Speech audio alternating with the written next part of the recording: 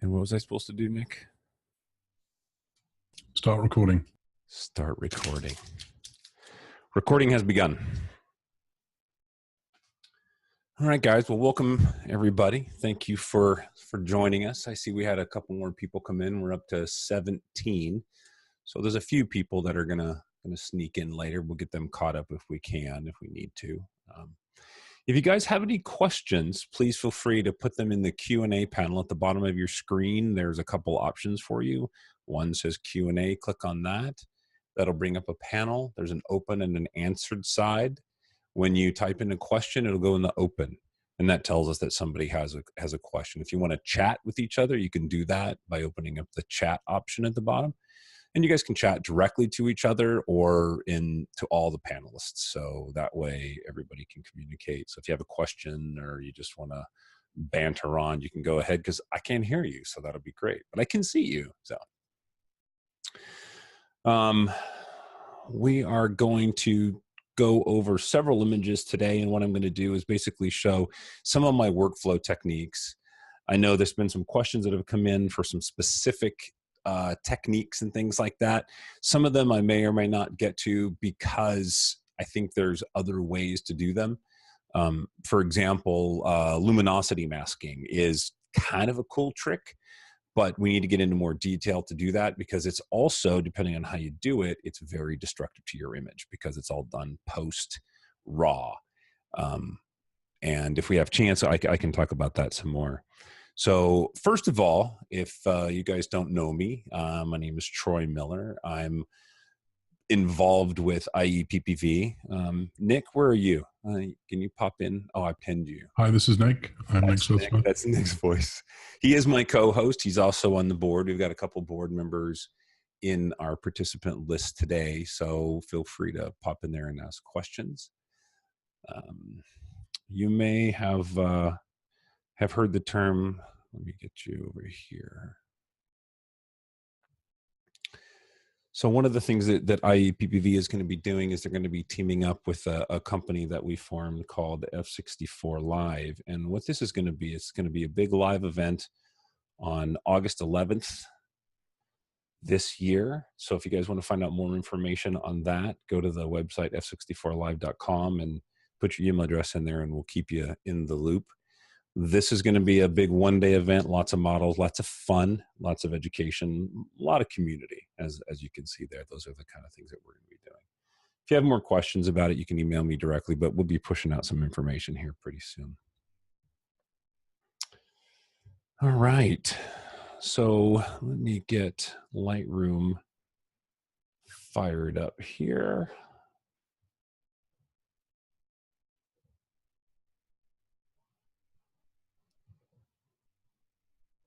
Get over there. So Nick, I lost my chat. Sorry, what did you lose, Troy? I lost the chat, so I can't see who might be chatting with me. Well, I'm going to trust you then. I'm not going to step backwards here. So if there's any questions that come in or anything that I need to address, just go ahead and let me know. Will do. It's very...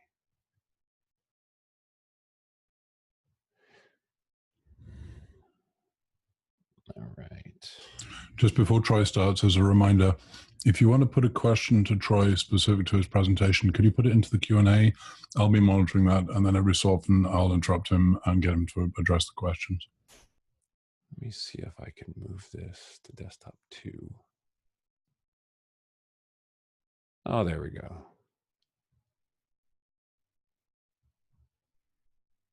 And participants, there we go. And you'd think I'd have this stuff figured out. There we are. All right, I'm feeling better.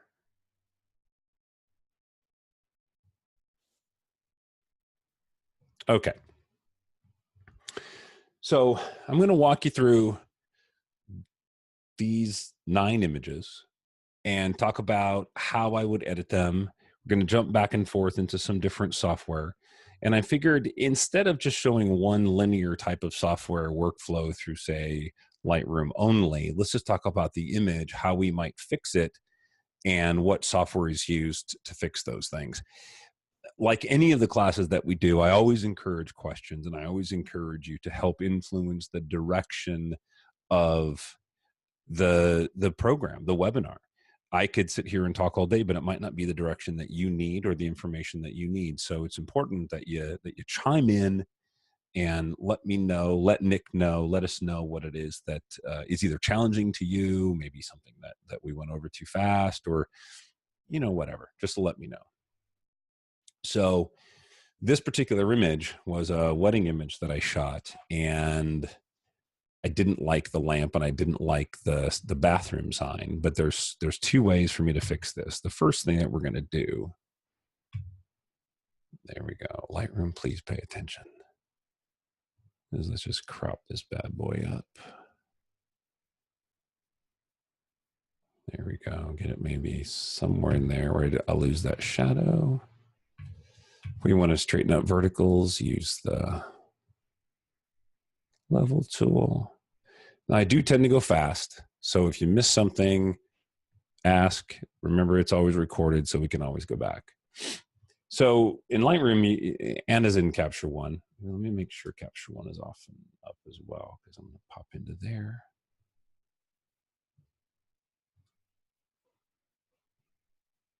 There we go.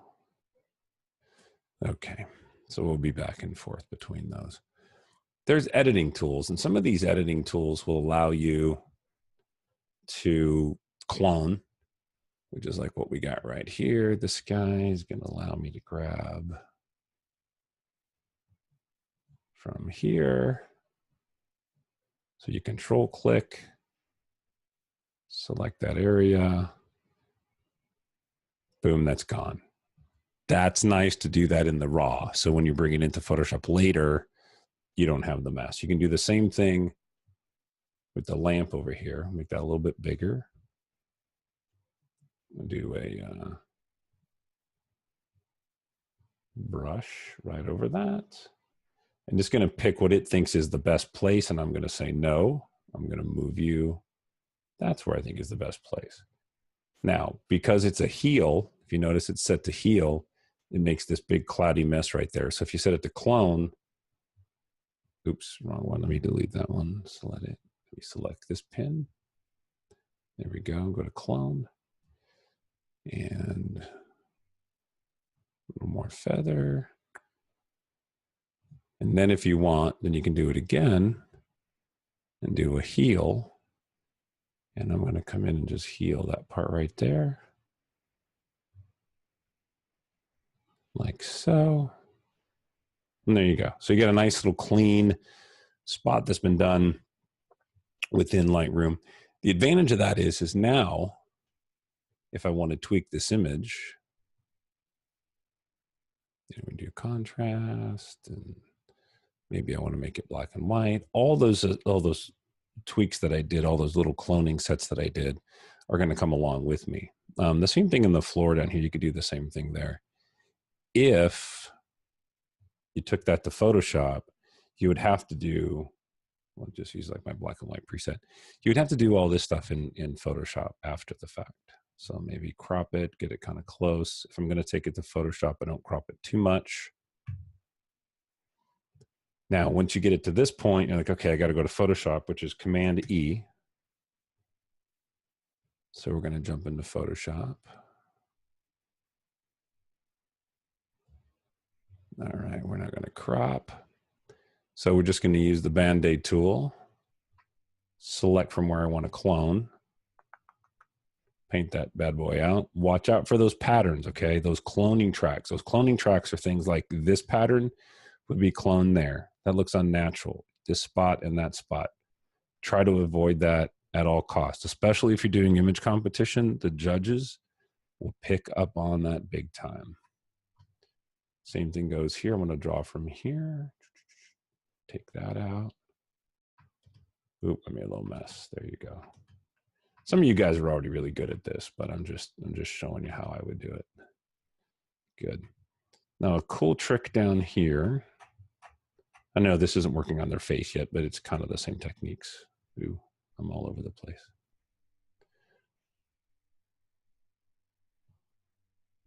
is you want to get rid of these lines right here. It seems like it might be obvious to do a smart clone, and I'll clone that, but now the line's gone. That doesn't work. Maybe if I use a stamp tool, right? And I'll just use a normal stamp.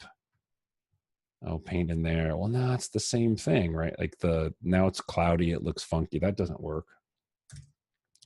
So one of the techniques that I use over and over and over is to clone and to stamp into areas using light and dark. Layer modes or brush modes. And like what I've done here, let me get to my stamp tool. This is going to be a clone stamp. Okay. Now notice the mode is normal. Let's change it to darken. All right. And I like my flow to be down quite a bit. So what I'm going to do is I'm going to pick an area here and I'm just going to darken. So the nice thing is it's not going to affect this area. Right? It's not going to affect this area with the clone from this area. It's only going to affect the areas that are lighter than it, which makes it very easy to make that nice and clean. Now, that technique we're going to use later to tune up people's faces. So then, this is the round trip into Lightroom. When you're done editing it in Photoshop, if you just hit Command Save or Control Save if you're on Windows. Come on, make sure you do it. Make sure you do it. People's watching. There we go. So now, if I go back to Lightroom, it brings it back into Lightroom for me as a PSD, and it will stack it. We'll put it into a stack with the original image. So you can see there's my Photoshop work. So the cool thing is now is I can flatten that stack by clicking on the lower left down here. Flatten that out, click on that number, and I can continue to edit this image. I can crop it, I can bring it down. We can do that. Remember, this is no longer raw though, okay? So highlight recovery, things like that, that's just not going to get us very far. But I can do things like radio gradients. Now I know I did that quick because I have hotkeys for that. So up here in the top right-hand corner is your tool set for Lightroom. There's your gradient tools. Select that. I turn down exposure, highlight shadow a little bit, and then you can draw that around your subject. I use that a lot for creating focus. Really no different in any other piece of software. Lightroom, Capture One, you're all going to end up in Photoshop to push pixels either way. So this guy, now this is an engagement shoot or a maternity shoot that I did. Man, it's been a while now. Been a long time, but these guys are really cool. So figured we'll put them in here. A little bit flat. So what I would do is I would tune up the crop because we don't need all the trucks up there. Now we're going to do a radio gradient. I do radio gradients on everything. It's very nice for bringing that emphasis into your subject. Now, if you're not real comfortable making color adjustments right away, like you're not sure what the skin tone should be, or maybe the grass isn't as green as you like, the first thing to do is just start with a good white balance. So we'll start here. You can click on black, you can click on white, you can click on gray, you can click on any color you want. It'll try to adjust to that color. Doesn't always look right, but you can definitely do that. But I like to use black, especially in the weddings. I'll use the tux more than I will the dress. So Nick is asking, do you have questions, Nick? No, there are two questions in the Q&A. Josh has a question saying, do you always start with Lightroom before heading to Photoshop?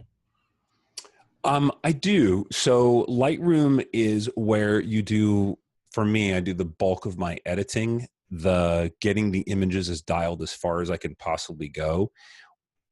Photoshop is about pixel pushing. It's about doing those little fine detail edits that you just can't do in Lightroom. And then Annette had a question saying, can you give us a chance to try what you're doing? I think she wants to try and mirror what you're doing at the same speed. Oh, okay. Yeah. No. You probably realize Troy works at light speed, so we need to dial him back a little bit. That's why I said I need you guys to jump in and tell me. I don't mean to rush. My head gets filled with all these ideas of the next thing. Oh, I'm going to show them this, and then the next thing you know, I'm like, woohoo! Next image. So, if you want, we'll go back to this image a little bit, and you guys can play along. Josh has his hand up. No, he doesn't. Okay. Does anybody else have any questions at this point about this particular image, or how that image is handled, or anything about this image that you would like to fix that I could address?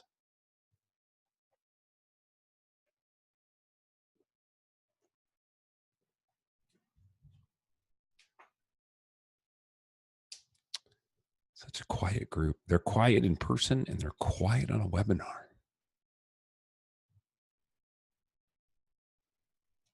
No questions in the Q&A. Okay. All right, I'm going to jump over here. I'll go a little bit slower. Oh, Terry said, can you show the leveling tool again slower, please? How come I don't see any? Oh, okay. I'm sorry. It's in the Q&A over there. All right. Yes, sir. I would love to do that. So when you hit the crop tool, so when you go into the crop tool, which is in the top right-hand corner, it's right here, or I believe it's R. Yep, it's R is the shortcut key.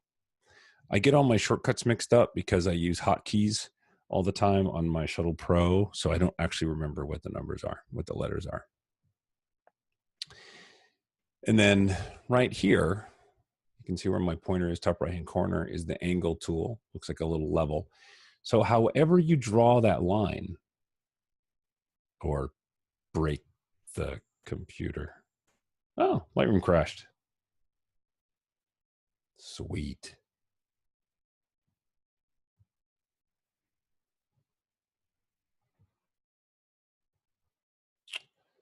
Well, let's try that again.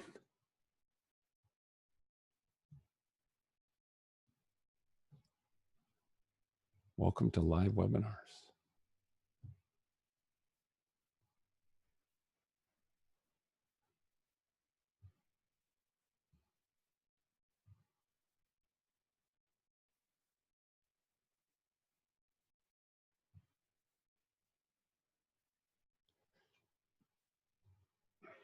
Okay.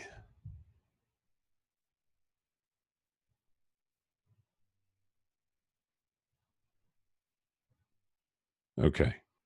Are we good? Can you see that? Is it back? Is it back, Nick? Yeah, it's back. Okay. Let's try that again. Crop tool. Leveling angle right here. So no matter what angle you draw that on, it's going to try to level the image to that. So what I always do is I look at an object within the frame and I drag it along that edge, and it'll level it out for you. So let's make this crop bigger because I screwed that all up. Here, right click, reset crop. That's easier to do. So hit crop, leveling tool. So let's say I want to level across the floor right here. There you go. Or if you wanted to level vertically, that's not right, is it? I'm a photographer, I don't know. Well, there's already a level. So that's something that you can do in a lot of different things.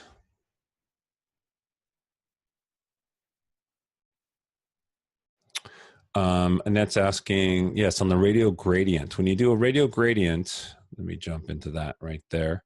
And you draw that right down here in the right, on the bottom right-hand side, you see this button that says invert. So whatever you do, I'll just make it dramatic. You can change it to affect the inside or the outside. And then this slider is your feather.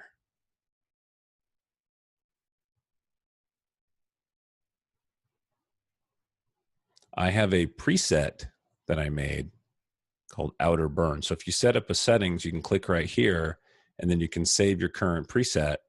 And that way it's always set the same for you. So every time you go in and use it, it'll remember your last setting. So when I'm working, and that's one of the reasons I tend to go fast, is I don't think of all those things that I've done, thank you for asking and slowing me down, is it's already set to show me what the effect would be on the outside of the image. And you can stack these too, by the way, linear and radial gradients. You can stack as many as you want. So like if I do a linear gradient and I have it, you can see I don't have it set to be very heavy. I could do another one over the top of that and another one over the top of that and another one and another one. And it's not going to degrade the image because it's a raw file, remember. So it's just going to keep adding the percentages that you want. And if you want to remove those, just look for the pins, which sometimes are really hard to find. I mean, if you're working in a black and white image, it can be impossible. So I don't think that was a good idea of Adobe. They could have made them a different color, but you can click. I'm just selecting them and hitting delete and they go away.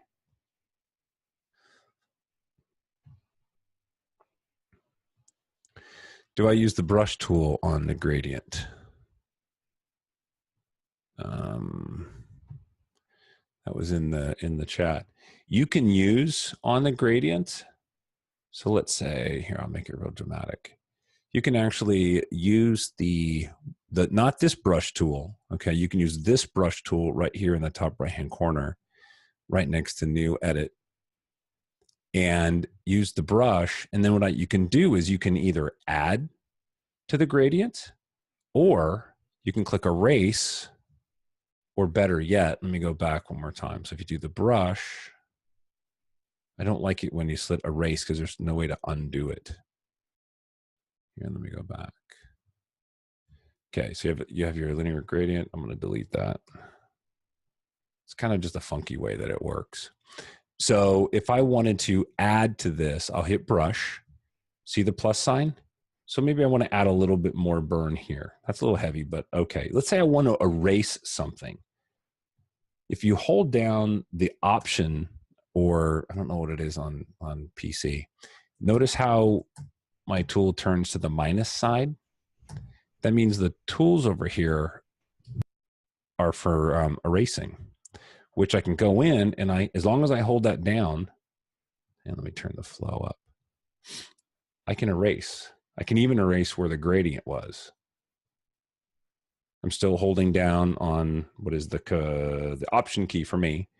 As soon as I let go, I could actually paint that gradient over, the settings that the gradient had back in. So there's a lot of flexibility for dodging and burning. It's a great way to dodge and burn in the raw. If you can do everything in the raw, you'll find that your image quality will come up magnitudes. Annette says, I always get confused on linear gradients. I never know which way to drag. So where you start is always 100%.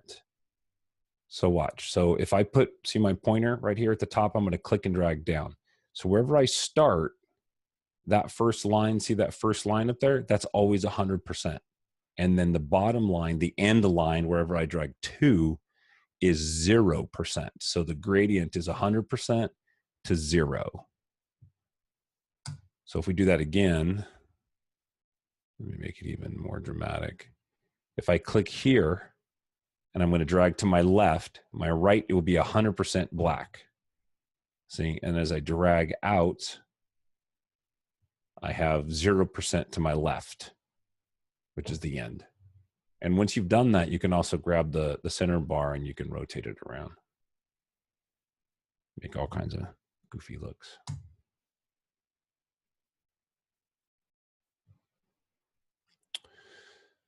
Terry says, any recommendations on dodging and burning on a hard edge? I'm assuming you're meaning like a building against the sky or something, and you want to burn down the building. You can do some masking for sure. I wonder if I can show you here. So if you hit let me reset. If you double click on effect, it'll reset all your tools right there. Okay, I'm going to say I'm answering Terry's. So if you take the brush tool, okay, and at the bottom it says auto mask. And if you hit O, I believe. It'll show you the masking. Is it O? Yeah, it's O. So it'll show you what the mask is going to be. I'm going to turn the flow way up. Now what I'm doing is I'm trying to keep the center circle and the outer circle overlapping the edge, because I want the very outside of that edge. So as I come up and down, notice how it's grabbing that outside edge of the wall. And that's really the only way that you're going to be able to get right to an edge. Unfortunately, sometimes if you do that, and I'll show you with this, if I turn that exposure, why are you not responding to me? You're going to crash again, aren't you? There you go. It doesn't always look right. So if you're going to go up against a sharp edge, I would say the best method is to use a soft edge brush and do it very gradually, very gradually. And why is that?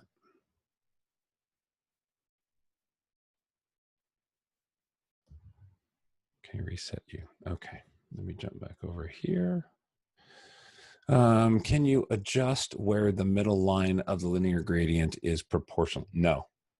No, it's 0 to 100%. That's it. It's in the middle. So it's not like you can heavyweight it one way or another.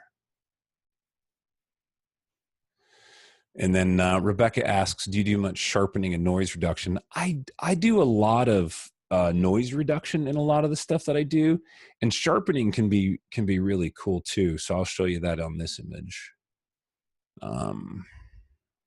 Sharpening. Turn this off.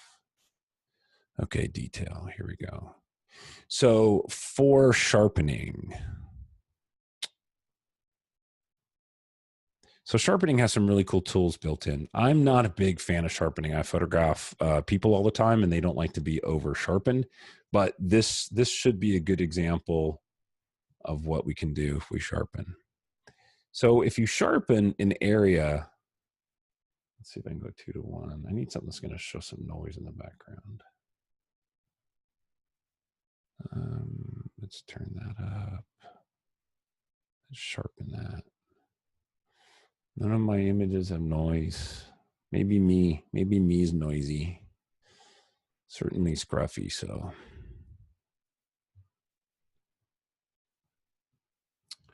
I'm not finding you guys a good example. Well, we'll go back to this one. Okay, so if you turn up sharpening a lot, okay, and you don't want to sharpen the smooth areas, you want to sharpen the areas that have the detail. So the way that you want to do that is you want to hold down the Option key when you're on radius, and as you drag on radius, you can actually see what you're sharpening. So like you can see her teeth are very prominent, her eyes, part of her face, her hair. So you can drag that back to say, okay, I only really want to sharpen that much. So that helps you to not over sharpen. The other thing that you can do, because if you sharpen, say this was a sky behind her or something, and maybe you had to push the ISO, the noise would be over sharpened to become very, very, very noisy. So what you do is you hold down the Option key and you drag the masking tool, right? So now anything that's black receives no sharpening at all. So you can drag that mask to wherever you want it. So now literally I'm only sharpening the edges of her hair and a little bit in her face. No, you cannot erase the mask manually. That you cannot do. That is something, however, that you can do in Capture One. So Capture One allows you to go in and create a layer. I'll create a new layer. And in that layer, I'll use a new brush. And let's just say I want to sharpen her eyes. Let's see, what is it? Mask is, yeah, there we go.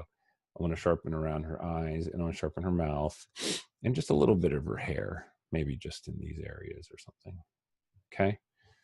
That makes her look kind of Halloweenish. That's kind of cool. There we go. I'll turn the mask off. So now that mask is only going to apply there. And now I can come down and I can apply clarity, or I can go into the sharpening panel, which is right over here. I can turn up sharpening.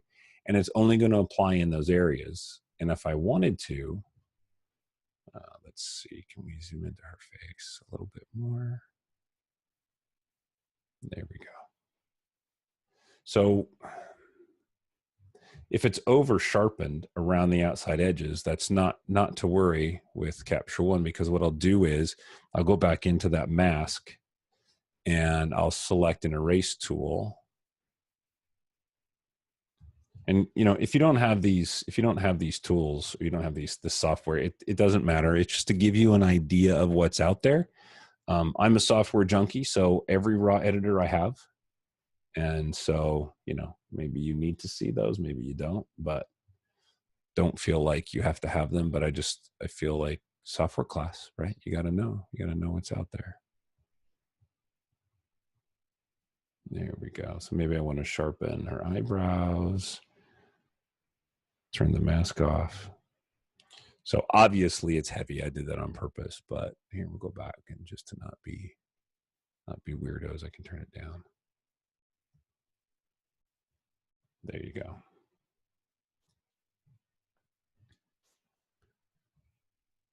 And then the noise reduction is the luminance slider, and it really works brilliantly well.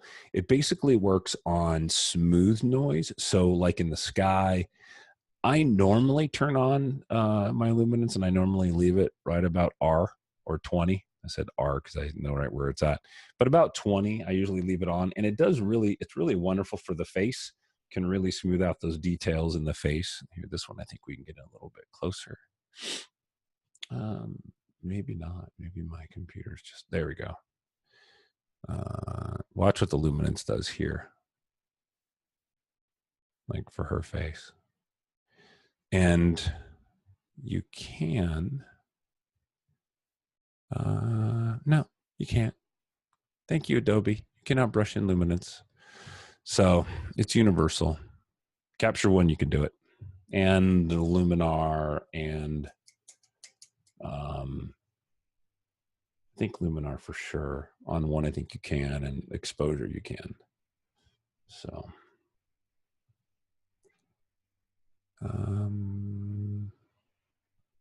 people's faces versus the background. I'm not sure I understand your question, Terry.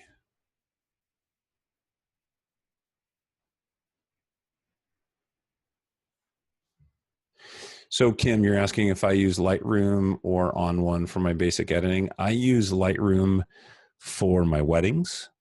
I use Capture One for all my personal work. I use On One, Alien Skin Exposure, Luminar. What's the other one? I play with those, and they all have their benefits, and I use them as plugins more than root editors or core editors. I would like to move away from Lightroom entirely. I do have a couple challenges with Capture One versus Lightroom, and that is I can't draw gradients as fast, and I need to be able to do that to edit weddings really quickly. So let me make sure I got everybody. Nick is going to answer this question. All right, Nick.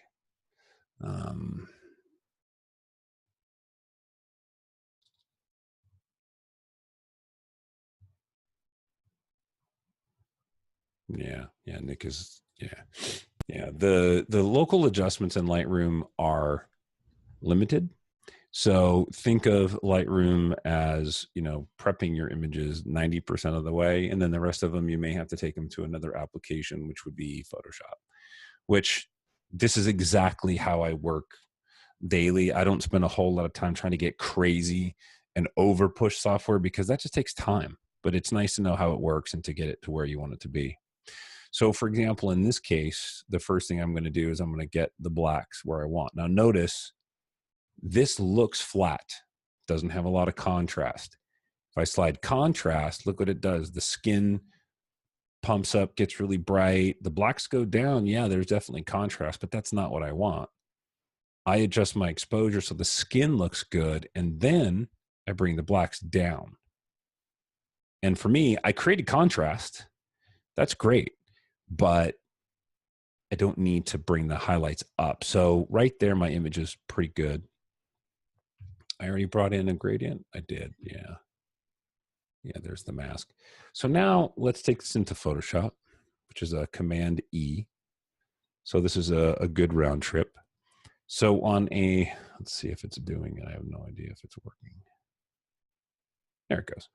So on a normal workflow, I would pop into Photoshop. I would come in here. I would use the clone stamp tool. I would clean up the cow dung, watching out for mirroring anything. We could actually crop that up a little bit. That'll be better. There we go. Yes, you may crop. And there's really not a whole lot that we need to do to them. I'm going to do some hair removal in a little bit, but if you wanted to clean up this little stray hair, there's a couple little ways that we could do that. And that is, if you use the selection tool, which is over on the right-hand side, it's the patch tool, which the shortcut is J. Select a little bit of the area that you want to get rid of. And then you hit delete and make sure it says contents, content aware, and say, okay, it'll look for a surrounding area and grab that and try to pull that in there. And you can do the same thing like right there. I actually have hotkeys for that. So there's another area that's really clean. I can clean up the hair right here. Say, okay, there we go. It's not always that easy, but that is one easy way to do that.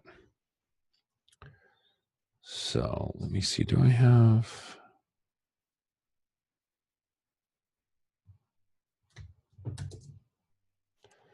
No, I don't have that. So once you're done editing that, hit Command S on the Mac, or Control S, I think it is on the PC. So you're going to save that. We can close these. We don't need those. I don't know why that's there. Hey, you don't need to see that. We're done with that. Let's go back to Lightroom. There's the image that we edited. The hair is all nice and clean. They're basically done. That image I would move on with. All right, so do we have any questions before I go on to the next images? I don't want to go too fast.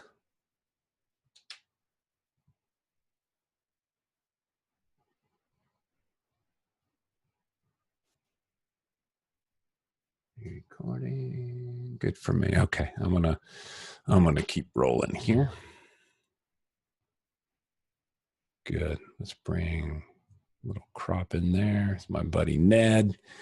It's nice. My friends don't realize it, but when I photograph them, they get in all my demos. So if I photograph you, you never know. You might end up in a demo. So this is really more of an example about how to use the software to create different looks, not so much retouching, as it were, the faces and things like that. But this is more about different looks that I would create for him. And I would just go over and pick one of my presets, and then I'm done. See, it's that easy. How hard can that be? I know that's not fair, right? So here what we'll do is we'll start with this. So it helps to pre-visualize your shot when you take it. It helps for you to think about like, ooh, this is going to be a grungy shot, or this is going to be a soft shot, or this is going to be, you know, a dreamy ethereal type shot, so that when you come up in front of you like this, you have an idea how you're going to edit it. Now, I thought right away that this has got to be an edgy shot when I photographed him, and I want something that's going to be somewhat monochromatic with some kind of blue split tone. I just made all that up. I have no idea if that's true or not, but I'm trying to be fancy. It's a nod to you, Josh. But let's do that, all right? So if we take an image and we just desaturate it, that doesn't give me a lot of control for doing split toning and things like that. Yes, I will. I'm going to explain split toning, my dear. Yes, I will do that. So split toning is applying a different tone to a highlight and another tone to a shadow. So in Lightroom, what you want to do is you want to select under the HSL slider right here, you want to select black and white. And then it gives you, because because you chose black and white, Lightroom knows, thanks, Nick, because Lightroom knows that there's colors in the image. You can still manipulate them in this way. So under the black and white panel, grab this little tool handle right here. I wish there's a way for me to point that out. I have a tool that makes it glow, but that's annoying. And then when you take that tool and you click and drag up and down anywhere in the image, it'll grab that color and affect it in the black and white. So if I grab his jacket and drag up and down, notice how it's grabbing the aqua and the blue sliders and affecting him. If I grab back here, I'm pretty sure there's like yellow back there. Yeah, there we go. So I can really affect the toning in there, which is a cool way to get started. Maybe I don't want that as dramatic. I can bring that up a little bit more, as opposed to hunting over here on the right and just grabbing sliders and hoping you find the right slider. But more than that, let's add a lot of grunge. And grunge is, let me turn that off. Grunge is going to be clarity. And if we go down under effects right here, we can add a little bit of green and dehaze. Okay, well, we didn't add very much dehaze. It blocks up the shadows too much. But let's say you want more clarity than that, because who doesn't need more clarity? It's kind of like more cowbell. You need more cowbell. I know, I'm on a roll. I've been doing this for like 6 hours today, so the jokes are bad. So what you do is go into your linear gradient. You can add 100% more clarity. Drag your gradient off the side of the image, right? So I'm going to start here on the right side of the image. I'm going to drag to the right, click, drag to the right. Immediately, I applied a mask that applies 100% of the clarity. All right, mask, you can turn off now. Oh no, don't do another one. And if you want more, I do it one more time. So there's a whole lot of, I really hate Lightroom sometimes. So now I have a whole lot of clarity in there. So it's really nice and grunged up. So now let's do our split toning. So with the split toning, again, it's affecting the highlights in one color and the shadows in another. So let's say I want the highlights to be warm. I'm just going to exaggerate that. Let's do 44 is a good, 40 is a good warm. That's a good sepia. And the shadows, I'm just doing this for effect. I want the shadows to be, say, blue. Okay. So now I can adjust the saturation of each one of those channels to create more of an effect that I'm happy with. See, so I get a nice, cool split tone look in there. And then the balance tool will take whatever you've done with the highlights and the shadows and allow you to balance it heavy one way or the other. See? So the middle is literally whatever the sliders are. I mean, you could do the same thing by here and turning this off, but the balance is kind of nice. So you can get really creative with this. I think I had it good where I was. There you go. So just a quick tip, if you want to make a really good sepia, I know I've shared this with some of you before. These are the settings for the sepia, 4231, 4231. So if you make it a black and white and you do your hue and saturation 4231 on the highlights and on shadows 4231 on your shadows, you get a really nice, clean, warm, I like it a little bit warmer, sepia tone. So give that a try. There's not really a whole lot else that we want to do with this, unless we have questions.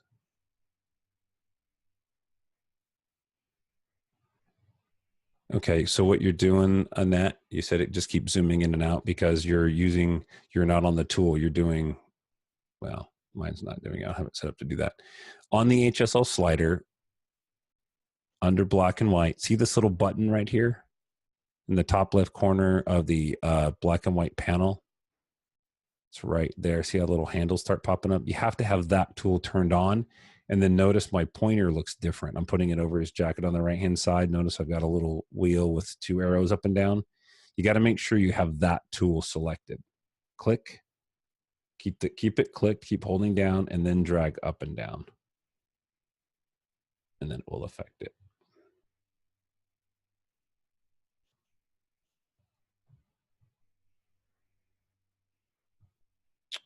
Well, then I don't know what to tell you, because that's what that button does in it.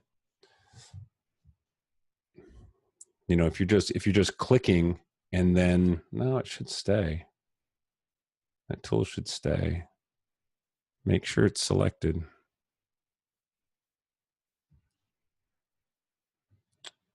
All right. How are we on that? Just a note, Troy, you do have to be very accurate on that. So the selection area for that button is very small. So if you're not absolutely bang on, then you'll miss it. I've done it a lot of times. Yeah, it's very annoying. They could have made that much more intuitive.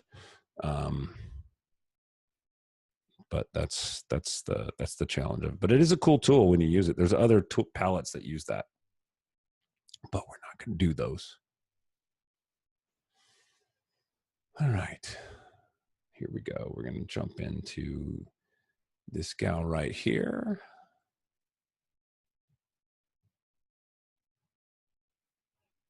All right, no questions. We're just rocking right along. That's good. I'm going to reset this one.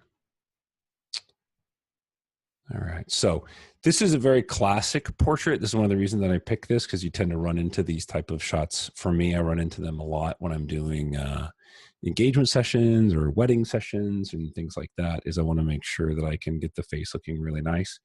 So first and foremost, when I shot this, it's by window light. I wanted it to be a bit more dramatic, so I'm going to bring the shadows down. I'm going to bring the exposure up just a tad. Now, if you notice on the highlight side of her face, the color is a little bit blue, and that's because that's that outside light coming in.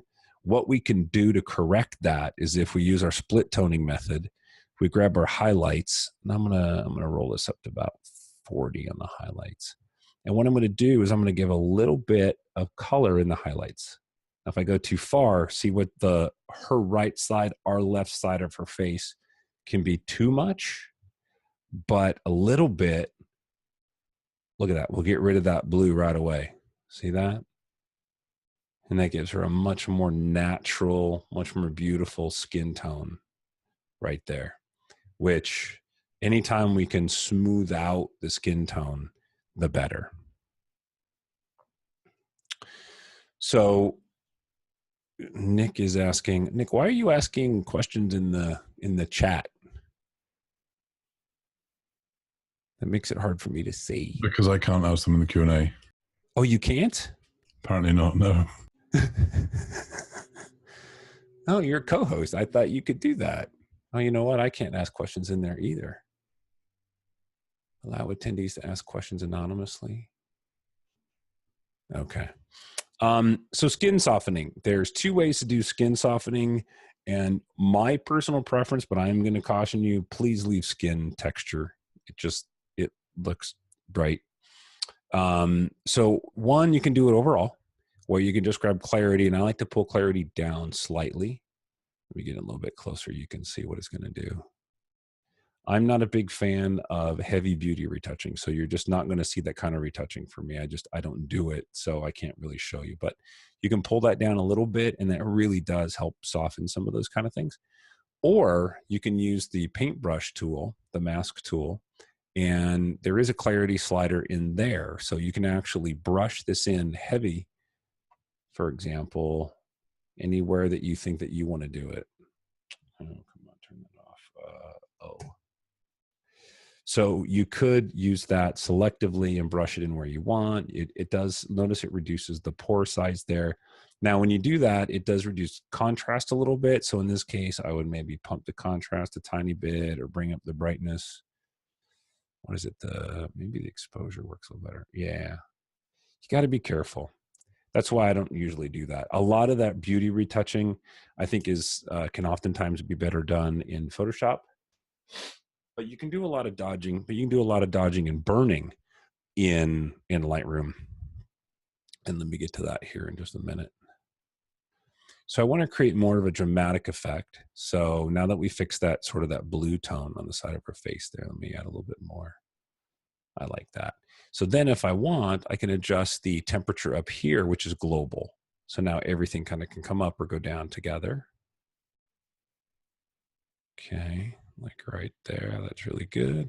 I'm going to put a linear gradient with my outer burn around her eyes. I'm going to rotate it a little bit. We could go in and do like the Star Trek lighting, but let's not do that. There we go. Bring the blacks down a little bit, a little more clarity up because I like how it creates the edginess. There we go. Now, no more exposure. So we're good. I like where we're at with that. There's not a lot that I'm going to do left in Lightroom. This is one of those type of spots where you can spend a lot of time in Lightroom, and in Capture One, you have some more flexibility, but it really behooves you to go to Photoshop. Save yourself the time. Let's take it into Photoshop and do some more tweaking. Now, I feel like we're being pretty heavy in Lightroom. Is that cool with you guys, or do you want me to be more software divergent? I mean, I can jump into other softwares and do the same thing on these, or do you just want to see how to do it this way? Lightroom would really be my next big tool that I would use. I mean, did I say Lightroom at Capture One?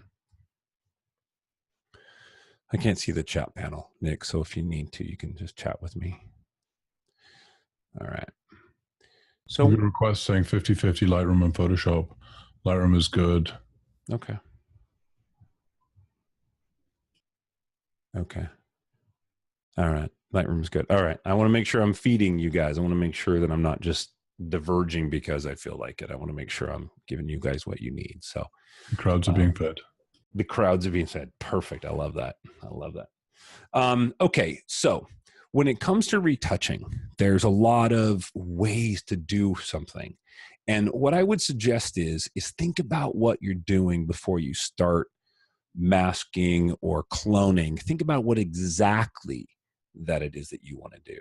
So for example, if this is a freckle right here on her face, do I want to take that out? I wouldn't. That's part of her face.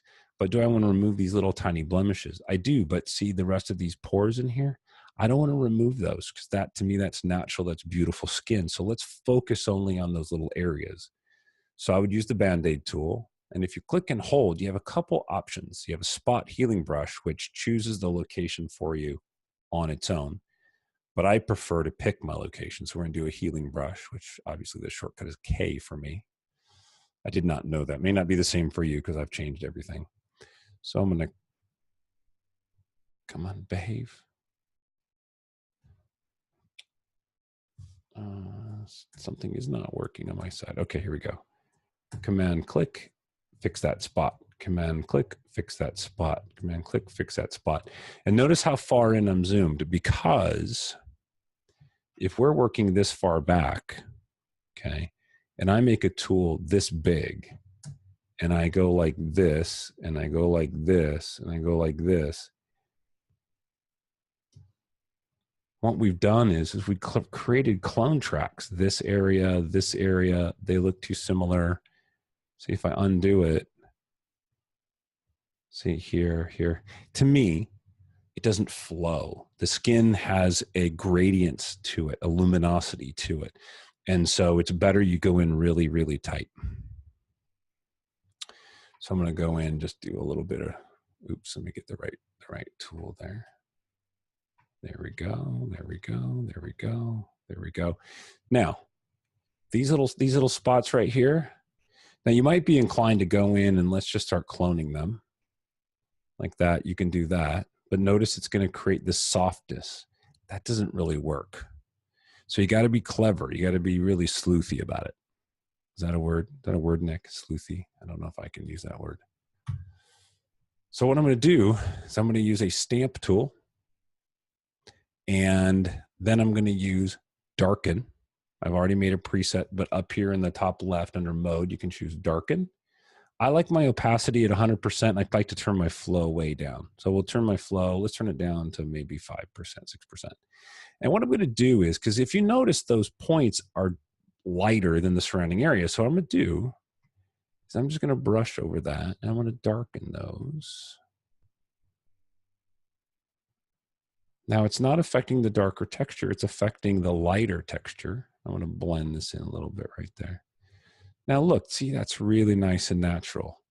See, from that to that. I didn't clone them out and make them look unnatural. There's still texture there. I've just reduced them. And this is how I do all my retouching. So I'm going to go back to the clone stamp tool, remove some of these little bumps. Everybody's got this texture.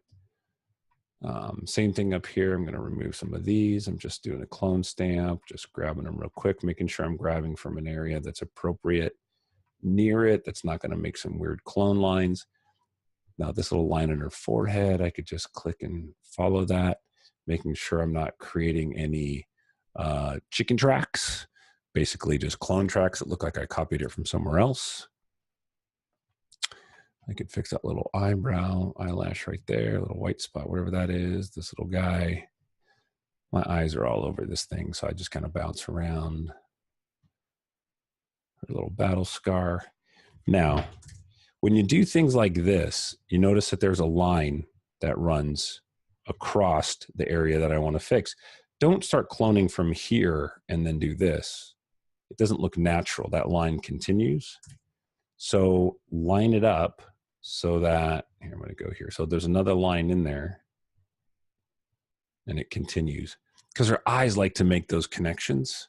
So that's a good way to do that. Think about making it look as natural as possible. There we go. I like that. Now, what you can do is if you want to bring some of this shine down, ooh, that's a good band, by the way, shine down, is you do the clone stamp tool and you choose darken. Turn the flow down quite a bit. Now what I want to do is I'm going to reduce the shine right in this area, and I'm going to draw from an area that's slightly darker than it. Let's turn that down even more. And I'm just going to darken those areas right there. So I'm going to draw from there, painting it at 1%. There you go. Just darken that a little bit. Just darkening. That's all I'm doing. Basically burning in these areas. But I'm burning in from the areas near it so that it has a natural color. And like I could do it even big areas on her forehead there if I wanted to. If you had my hairline, you can do this on foreheads. Now it looks like I have some little cloning tracks, if you can see, right here in her forehead. Maybe that was me. So I'm going to try to reduce the pattern just a little bit. So if you've ever put images in image competition that I'm judging and I see Photoshop tracks, it's because I do this all the time and my eye just go, oh, track, Photoshop track, I see track. There we go. So this is pretty significant, right? Like we didn't make her skin porcelain. I'm not a beauty retoucher and I don't shoot models to go to that extent. But from that to that, that's pretty significant. And we're not done. We have a lot more that we can do. So look at these little dark areas under her eyes. I hesitate to call them bags. She doesn't have bags. I mean, she's beautiful, but these are little dark areas. Clone stamp tool. We're going to go to lighten. Lighten is key. You notice there's a pattern here. Lighten, darken, lighten, darken. So I'm going to grab, let's see, what do I want to do? I want to lighten this one here. So I'm going to grab down here. 25% might be too much. I'm also using pen pressure too, so that helps. And I'm going to very gently brush that in there just to lighten that area right there. Same thing here. I just want to lighten up some of that makeup right there. Let me bring that up. And then she's got this light area. So I'm going to do is I'm going to invert that and grab my tool, darken, Paint that in there. There we go. I learned a long time ago, don't be impatient. You be impatient, then your work is going to look terrible. And you're not doing this because you want your work to look terrible. So go slow, go work small, work your way out of the image. So start small, work your way back. So with that said, so now one of the other things that I like to do is before I'm finished, I try to do as much of that editing and cleaning and tuning as I can. Oftentimes, the more you edit and tune, the more you'll see. So by the time you're done, you've done a lot. I like to do a little mild dodging and burning. Now, there's a lot of ways you can do dodging and burning, but what I like to do is use the brush tool. And what you want to do is set the mode, the brush mode up here. Now, if you guys noticed, I'm not working in layers. Not a big layer guy. I know how to use layers. If I'm doing an image competition image, I'll create layer upon layer upon layer and go back. These are little adjustments. I don't need to create layers. I don't need to create huge files. I just want to edit and move on. And it's not hard to come back and do it again. This is a 3-minute edit if I wasn't explaining it, if 3 minutes. So hit your paintbrush, which is B. Okay. Yeah. Oh, look at that. Nice little demo. And under the mode, choose soft light. Let's turn up my opacity. I'm going to turn my flow way down, maybe 10%. Excuse me. Getting over a cold. And then what I'm going to do is I'm going to choose black as my color. Okay. Now what that's going to do is it's going to act as a burn. So I can darken this down here a little bit, just overall. If I want to bring that highlight down on her face, look, I'm just going to bring it down just a tiny bit. If I want to accentuate this little part in her face, I can do that. Now I killed that highlight on her cheekbone. So let's just imagine there's no highlight there, right? I could do the opposite. I could lighten it, choose white, low opacity, low flow. And I can come in there and I can bring that highlight back just very, very subtly. See, just a little bit. I can do the same thing in her hair. Bring up a little more percentage so you can see it happen. There you go. Just a little bit. And this is how I'll go through and I'll tune the image and get little areas that I really want to pop. You can't go very far because we're working with a JPEG. We're just doing light and dark, which is a soft light setting. It's just for subtle things, right? For heavy dodging and burning, there's other ways to do it. To be honest, I should have done it in the raw, but we could go on for hours editing one image and we don't want to do that. So here's a technique that I really like. So I use the same. Sorry, just before you carry on, sorry, there's 3 questions in the chat room. That scared the crap out of me. Oh, sorry, Dad. No, because I'm just so focused. You're on a roll. That's nice. Yeah, we've got 3 questions Sure. in the chat room there. So the first one, Alex Cabrera asks, is it a good practice to bring down highlights and bring up shadows? To bring up highlights and bring down shadows. No, bring down highlights and bring up shadows. Only if they need it. I mean, I'm not exactly sure in the context of your question, but if the image requires it, do it in the raw, tune those to balance the image the best. All we're doing is we're pushing things at a local level here. So I hope that answers your question. Let us know if you have more than that. So the next question, Annette Gregory asks, how did you make the tool preset? Oh, okay. So a tool preset. So grab a brush, for example, set your mode to soft light, set what your opacity and what you want your flow to be. Okay. And whatever other preferences you may need. And then under the tool preset tab, which if you don't have it open, you have to go up to the window option and choose tool presets. And then there's a little tool option right here. You click and you say new tool preset. So I'll create a new tool preset.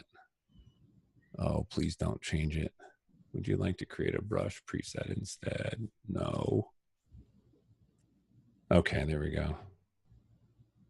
And then we're going to name it test. Capture the brush size in the preset, include the color. That's important for this. Right. And then I name mine in alphanumeric so they order correctly because you can't drag them in order unless that's changed.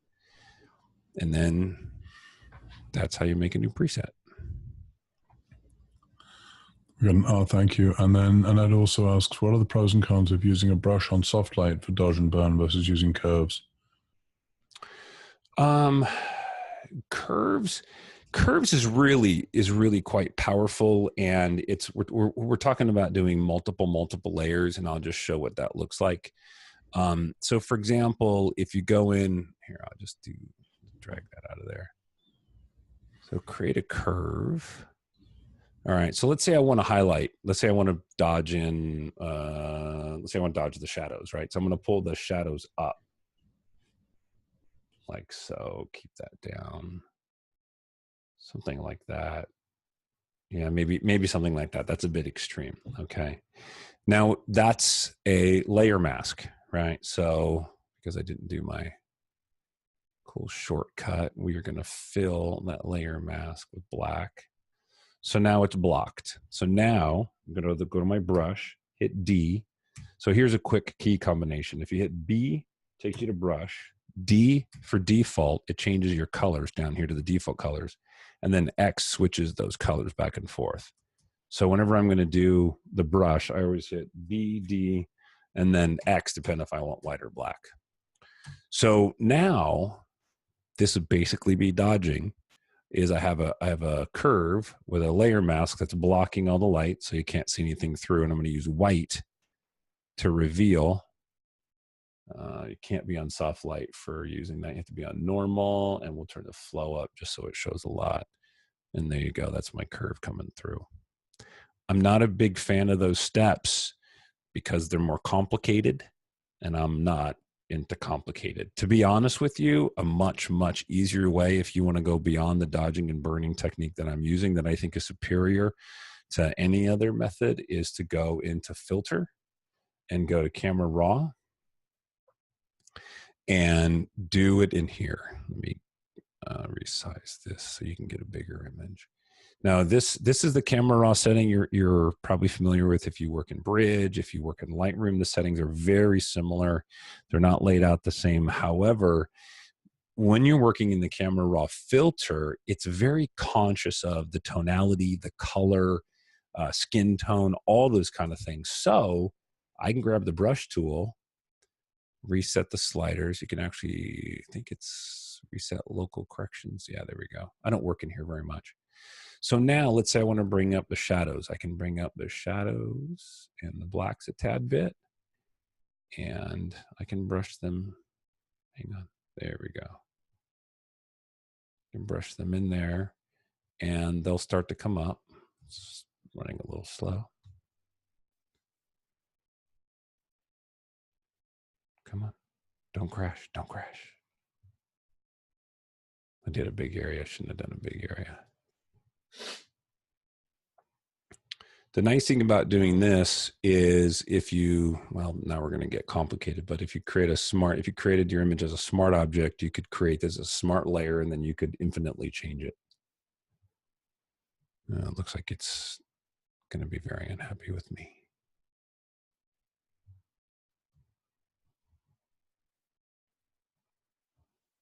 Yeah, you broke it, Nick.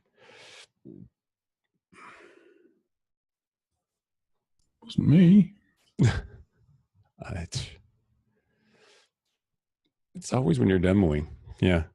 This has been my day, by the way. For those of you that didn't hear, I recorded a webinar with my buddy Frederick on TWIP this afternoon, twice, because the computer crashed at the end of the first one and we had to do the whole hour thing over again.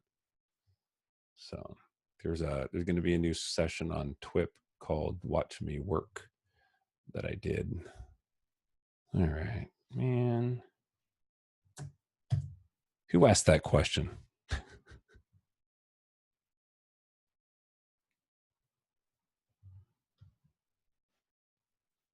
All right, so there goes all my settings I did on the image. Yay! Okay, let's do this. Let's get back in there real quick.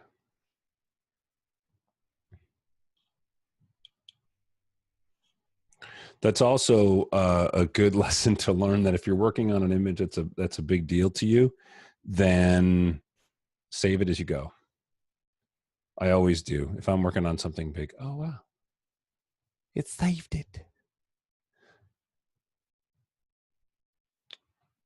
So the camera raw filter, I'm not going to do it again in case it locks up. The camera raw filter is actually pretty, actually, you know what? What the heck? Why don't, this is live crazy.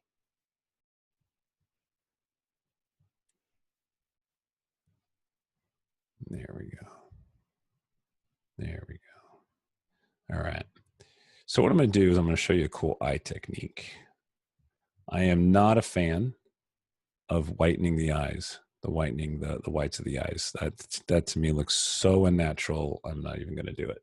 What I do like to do, however, is, let me reset these.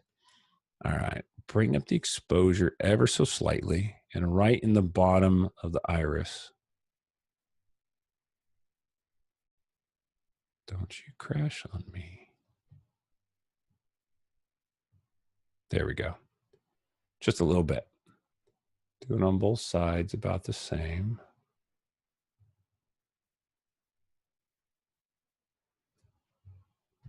There we. Oh, look what you're going to do. Okay, I'm not even going to wait.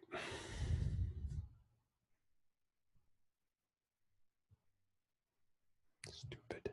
Stupid.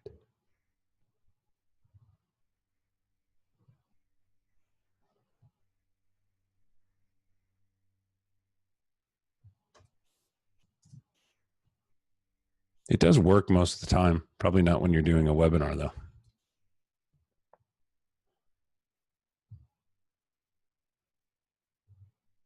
Nick, were there any other questions in there?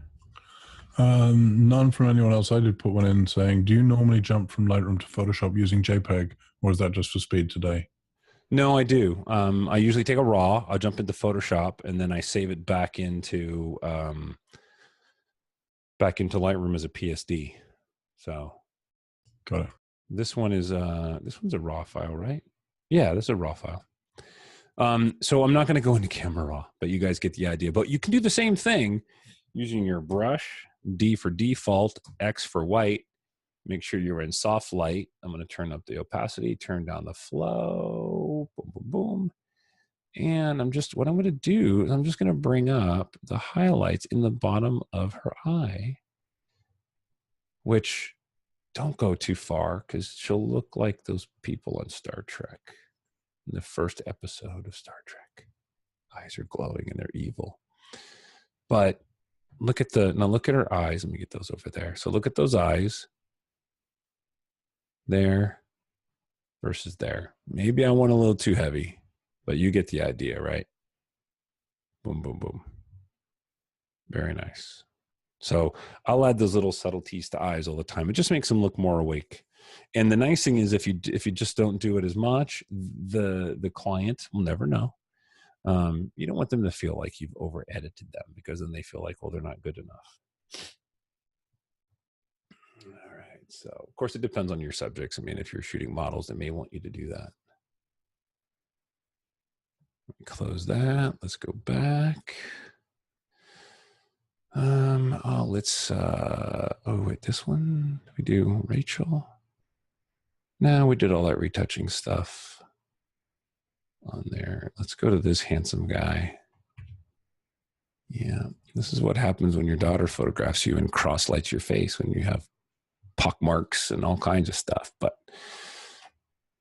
I figured it would be fair to pick on me. So what I would do, let's get a radial gradient in there. Let's warm this up. Good. And then we're going to go into Photoshop.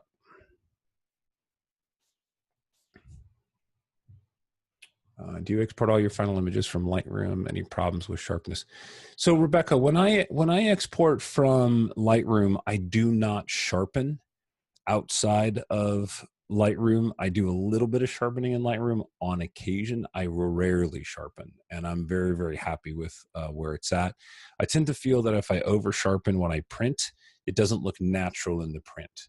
Again, I'm photographing people, and I would prefer them be on the softer, more dreamy, well, dreamy is not the right word, but on the more natural side, we don't see people that sharp. So I'm not a big fan of over sharpening.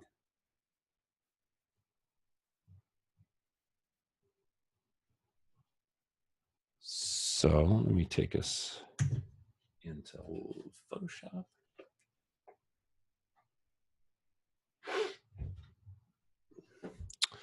All right, so I picked me because there's a couple of very dramatic issues in here that we oftentimes have to deal with. So if you have little marks like this, you know, if this is somebody that you really want to retouch, use the stamp tool and you can remove those. I will tell you that that's me. So if you're photographing me, I'm not going to be a fan of you removing it, but nobody needs to know how dramatic it is based on your lighting, right? This is cross-lit, so it makes those textures really dramatic. So let's just reduce them a little bit, right? Let's just help the poor guy out. So we'll use the stamp tool, right? Stamp tool. And we're going to do, now we've got, texture is a condition of highlights and shadows in a space that gives us depth, right? So this side of that mark is a highlight. This side, the left side, is a shadow. So if we reduce one or the other or both, we're going to reduce the depth of how that feels. So let's do it like this. First, let's darken. Okay, we're going to come in, we're going to grab right next to it. Okay, and I'm going to darken this a little bit, just a little bit. That was 100% opacity, 25% flow, just a little bit. Then we're going to lighten.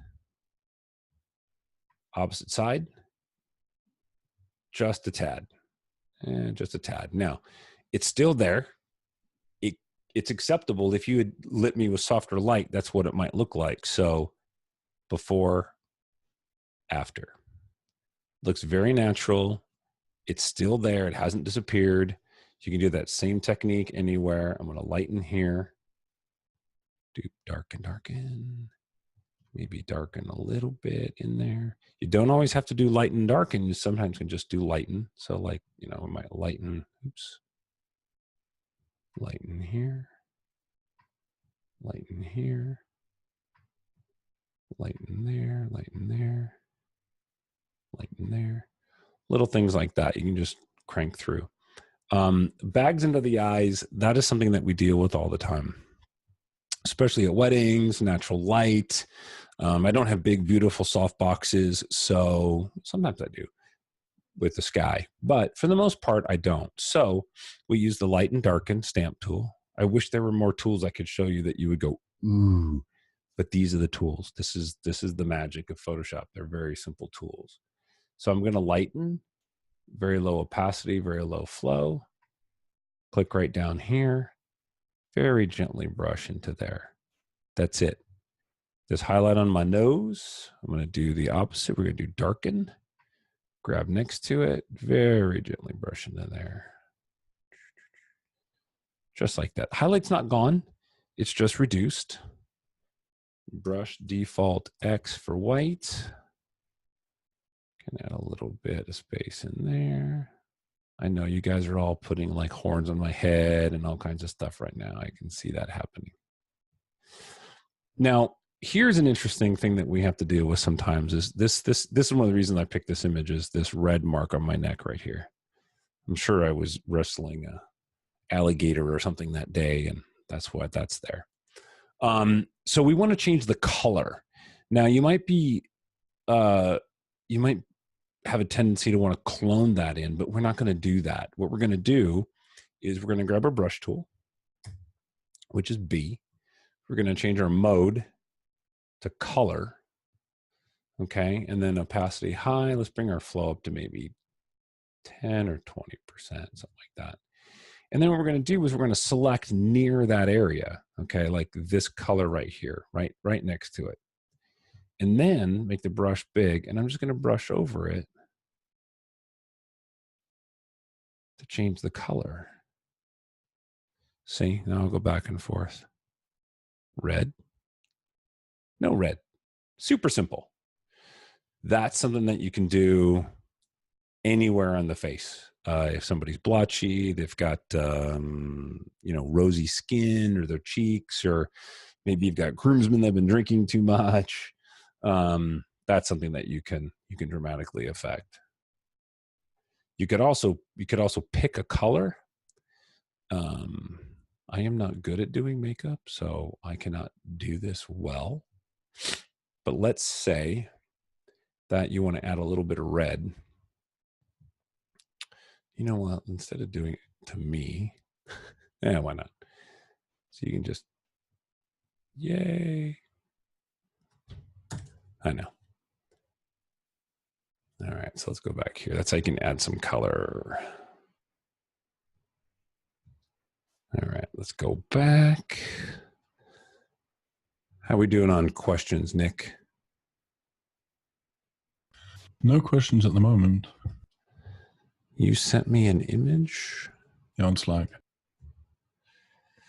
Is this an image from you? Yep. Oh, come on, mouse work. My broken drone.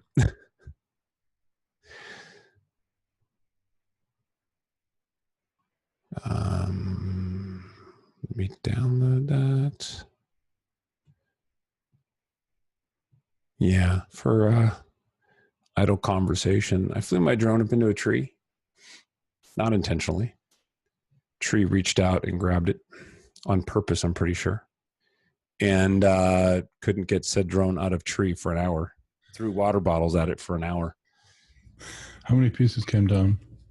Oh, one piece came down. It's when it hit the ground that I had the problem. Yeah, it was awful. So now I have a slightly used Mavic Pro for sale. We'll make you a good deal. All right, well, that's downloading. We'll jump ahead. All right, so number 7. She's number 7. Oh, yeah. Just adjusting the exposure. Really not a whole lot to do in here. This is a JPEG. I couldn't find a raw file. No, Kim, I did not call the fire department.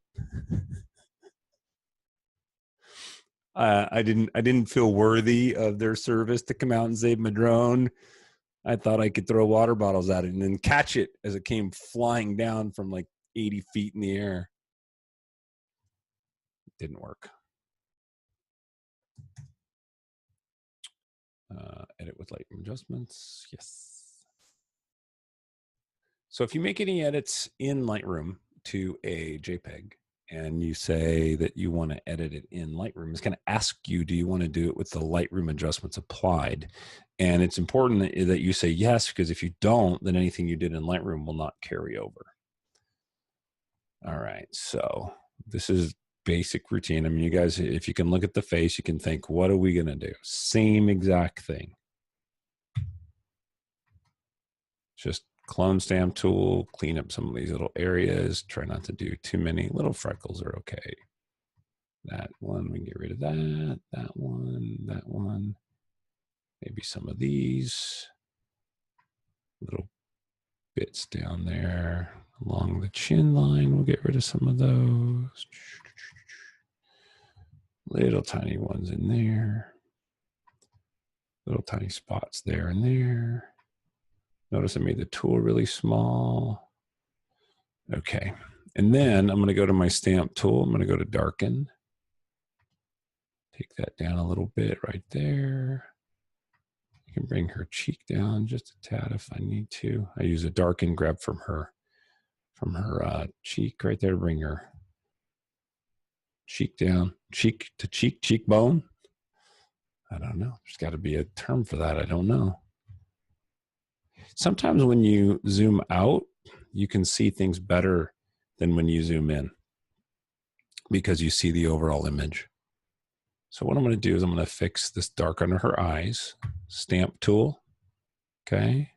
Lighten. When you lighten, mode is lighten. Opacity is 100. Flow is, we'll call it 25. So you're going to click and select right under her eye. And then I don't go, see, notice the size of the tool. The edge of the tool, edge of the brush is soft. Actually, let's see, what's my softness? My hardness is set to 30%, so the brush itself is not very hard, so the edges are fairly soft. And I like to use more the edge of the brush than I do the center of the brush because it is softer, and I just very gently work it. There we go. I might do a little bit more. I want it to still be there though, because that's totally natural. I just think it looks a whole lot better. There we go, like so. All right. Nick, what is this? What is this image you send me? What do you want me to do to this, Nick?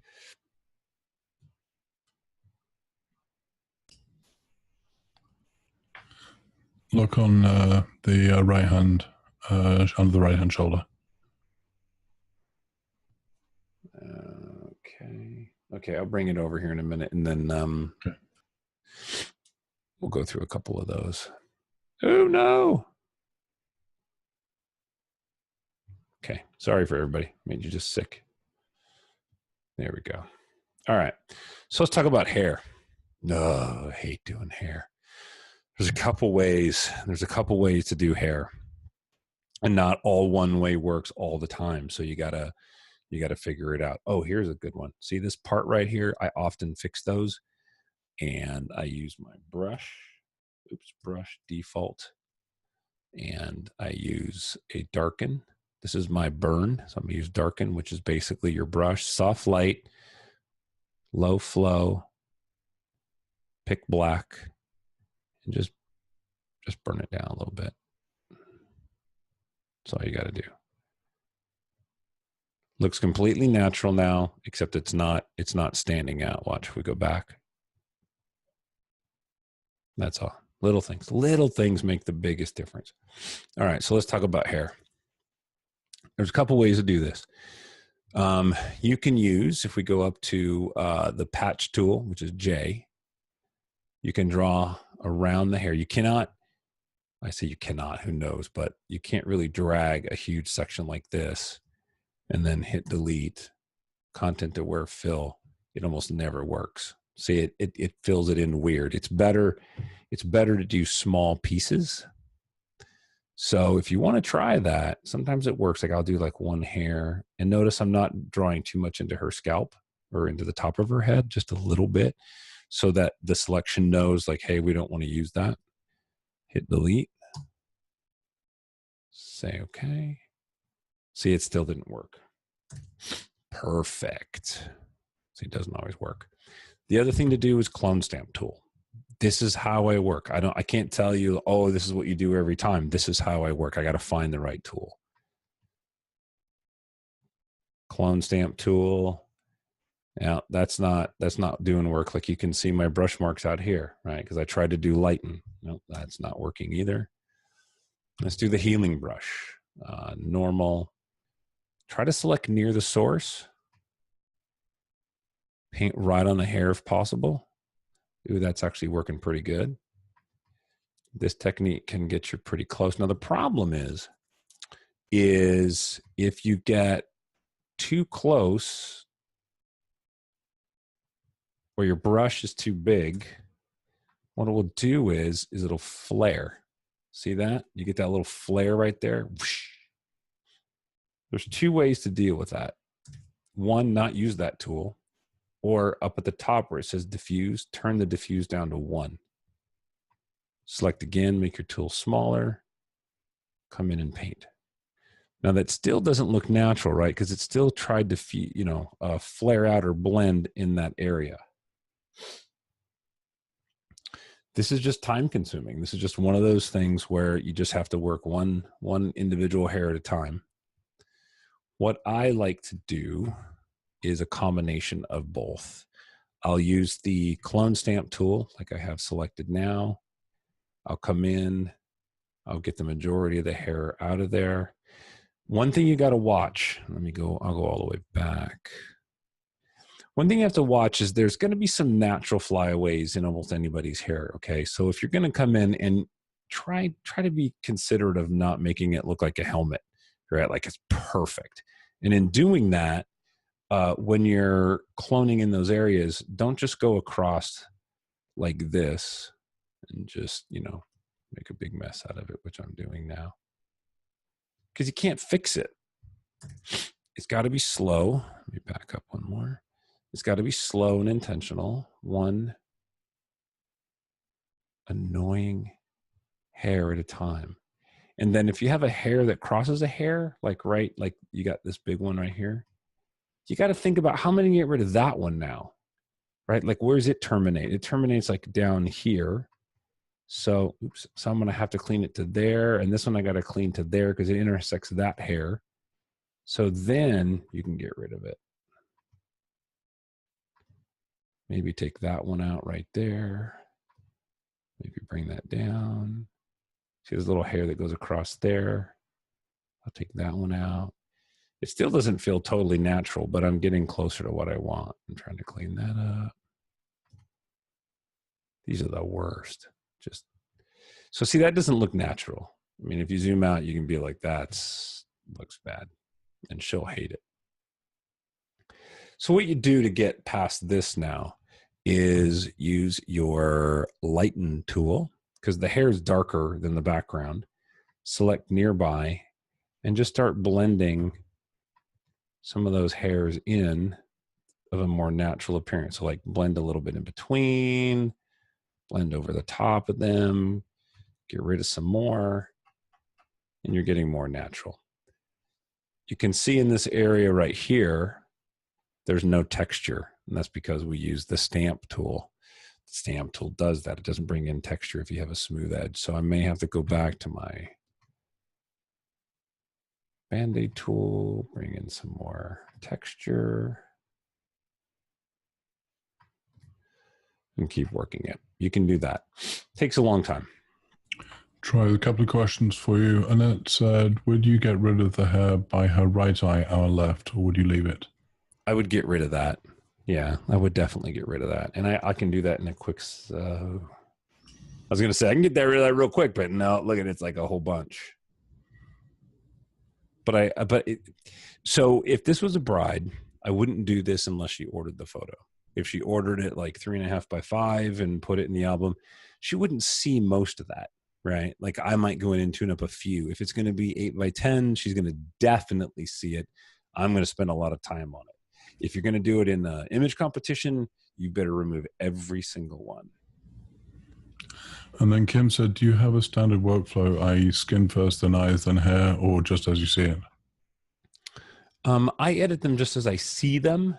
The more that you edit an image, the more that will become obvious to me, to my mind's eye. So I tend to look around. I do it a lot, so it's very quick. I see the hair on the back of her head. I see the hair on the top, the hair by her eye. You know, I see those things very quickly. So, but just there's no flow that really matters. It's not important that you go in one particular order or another. Okay, let me take you back here. One technique that you can do for hair, and I'm not a big fan of this because it doesn't work well for me, but I create a new layer. So at the bottom, you create a new layer. I think it's Command J. No, Command J duplicates. Command Shift N. Command Shift N. Yeah. I don't use hotkeys, so I'm not very good at that. So create a layer.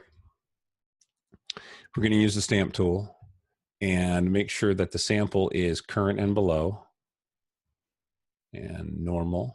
We're going to go to normal, opacity, and let's turn our flow up a little bit higher. So now what we're going to be doing is we'll be working on this layer. So I'm going to come in.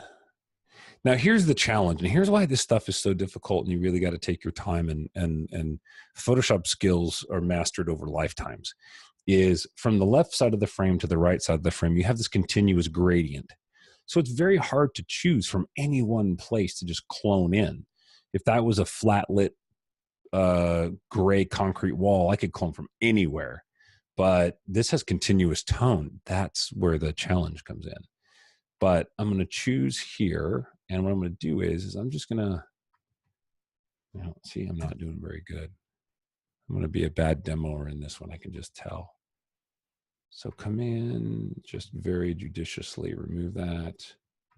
Don't worry about the hair because we're on a mask, right? Oops, that was too far away. There we go. Keep moving in. I'm just trying to get those. It's okay if the color's a little bit off. Get down there.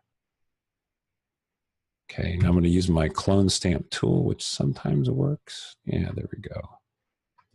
Blends all that. And it's okay if it gets in there close to the... I'm blending the edges there. Okay, so that's all on this layer, right? It's all on the layer. So then what I can do is I'm going to put a mask on the layer. So if I hold down the Option key and select the mask tool at the bottom, it creates a black layer mask. But I don't want that.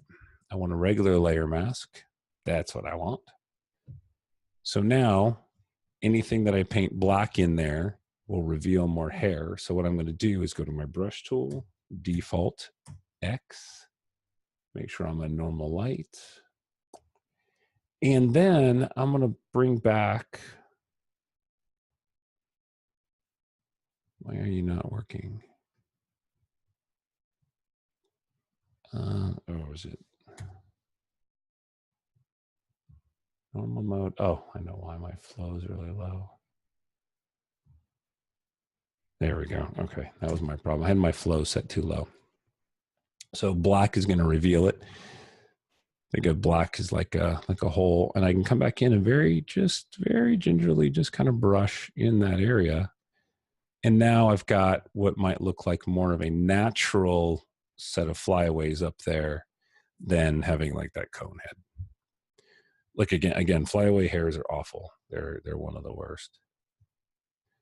If I was to fix this area over here by her eye, I would be very upset at Margie for asking me to do that. But I wouldn't do it on a layer because I don't work on layers very often. Band-Aid healing tool. That did not work good because I was too fast. There we go. And you just got to nibble at it. It's important that you grab from areas that look correct near it.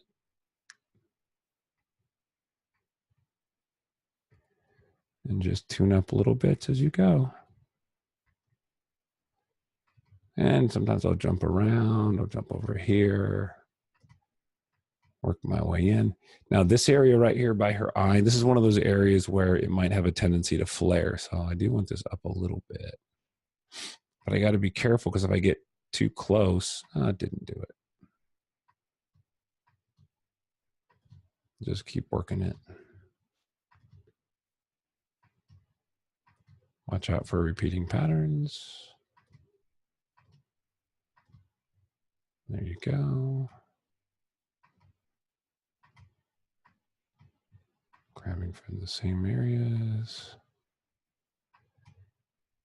Oops, there we go. I'm just clicking and selecting, clicking and selecting. There we go.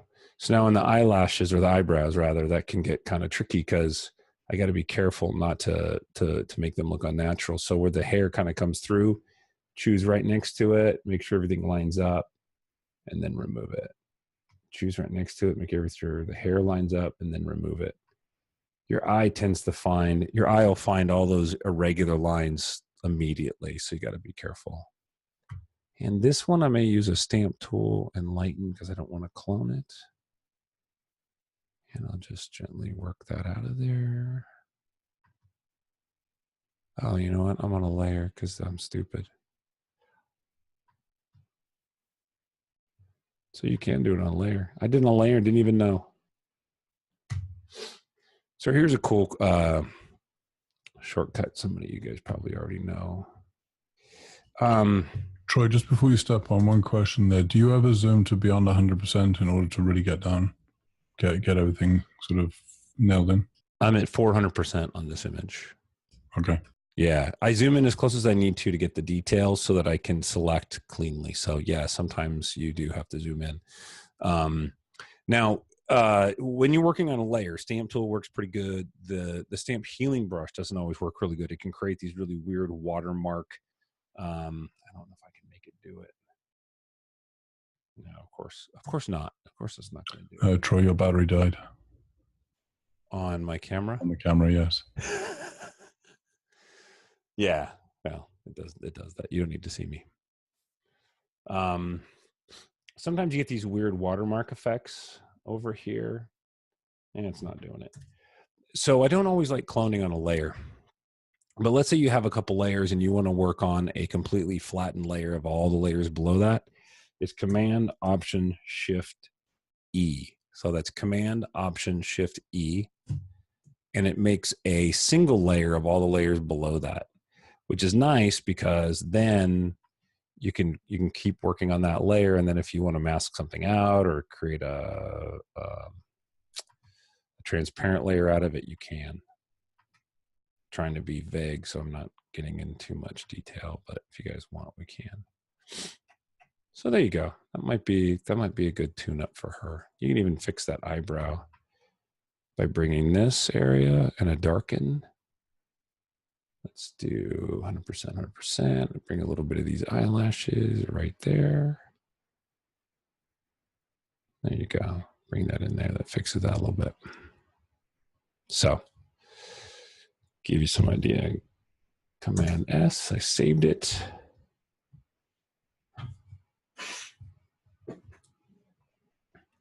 Saving, Command W. And we're back into Lightroom. There we go. All right, how we doing? Where are we at? Do we have any questions? Anybody? No? Nick, how we doing? We got anybody asking anything in there? I don't want to jump ahead. We No questions at the moment. Should be wrapping up pretty soon, unless we have any dramatic questions in there.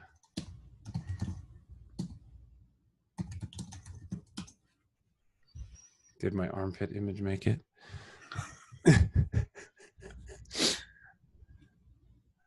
All right, let me get Nick's armpit image in there. I think he's trying to give me an image that I can't fix. No, it's one that's easy to fix. I just think it's one that's very important to fix. Let me let's see, where's my, hang on, let me get it in the right folder. Image, webinar. We have too many software class.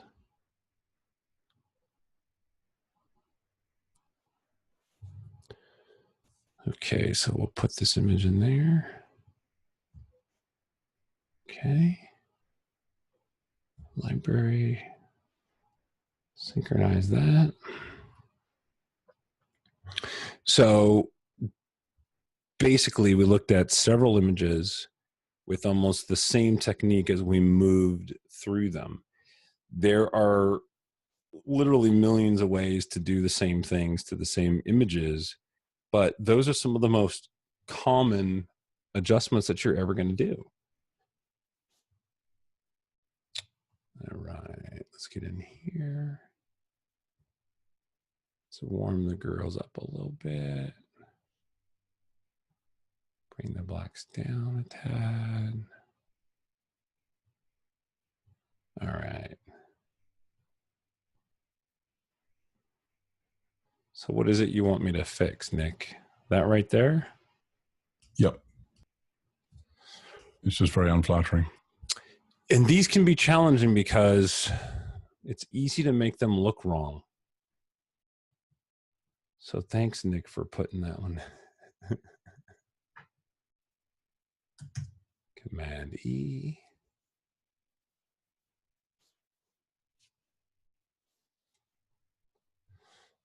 All right, so see right away, I see these little marks here I want to get rid of. That's the healing brush, fix that. So what I would do is I would lighten. I would see what I could do with lighten with the stamp tool. Pick the area near it. And just see if I can lighten that up a little bit. Just like that. which isn't too bad. And then what I can do is if you want to clone some of these areas out near it, you might want to shorten that little line just a tad. So I'm using the stamp healing brush, the Band-Aid tool, because it blends really nice. Now that line right here has ended too sharply for me. See that line right there? It's too sharp. So what I'll do is I'll go into the stamp tool and I'll use lighten, and I'll get in there nice and close, and I'll just try to feather it off. Something like that. Yeah. Thank you. So how we doing? Anybody got questions? I mean, I think that we're going on almost 2 hours. So we've covered quite a bit, a lot of different things. Anything else you guys want to cover before we call it an evening? I don't see anything coming in the Q&A or the chat. Is everyone still awake? They're all asleep. That's what happened. Yeah.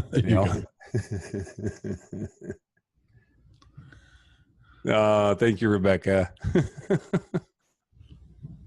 Oh, we've got a few more people coming in. Yeah. Now she says, now I have, Annette says, now I'm good. And now I have a tool to do presets.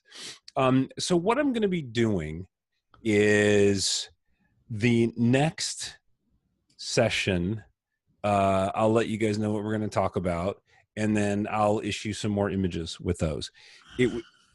That way you guys can play along with the same thing, do the same techniques. And in the next session, we'll do sort of a, what it would be called? We'll sort of come back to this technique a little bit. So if you guys have played with some images and you find like, oh, okay, I edited, number 3 and I had a problem, then I'll go over it again. So I want to go back over some of these images. If you guys have played with them, you had some challenges, let's address those, and then we'll move on to the next set. So that way you get a chance to play. I demo, you play, and then we talk about it a little bit, and then we'll just keep repeating that on through. So, and then for next time, when you register, it'll ask you if you have any questions to email me, and you can also send me images at that time. I didn't put that in the original registration. I didn't want to get 100 images everybody thought I'd fix. But we can do that. That way we're addressing the immediate needs that you guys have. So if there isn't any other questions, I think we can wrap this up. I'm gonna practice these techniques right now so I don't forget. Thank you, Kim. Giving everybody a few minutes just to realize I'm gonna end the program. Don't enter my images in the workshop. Oh my gosh, that would be great. That would be funny. You can do that. I'll have a good laugh. So at this point, you should see a nice picture of Troy, just to wrap things up. But unfortunately, the battery died on his camera, so we don't get to see that. No, you don't get to see that. Sorry, guys. And you can always email me at troy@IEPPV.com. I'm always reachable there. And don't forget to check out IEPPV.com for more information, and F64live.com. We're going to have some more info. IEPPV and F64 Live are teaming up on this. That's one of the reasons we're talking about it a lot. So it's going to be one of our big annual events that we haven't done in a long time. So that'll be really cool. If you have any questions, you want to follow up with me, feel free to email me. I'm happy to continue the conversation and help you guys out. So, all right, guys, have a great evening. It was awesome. I'm glad you were all here, and let me know if there's anything I can do for you.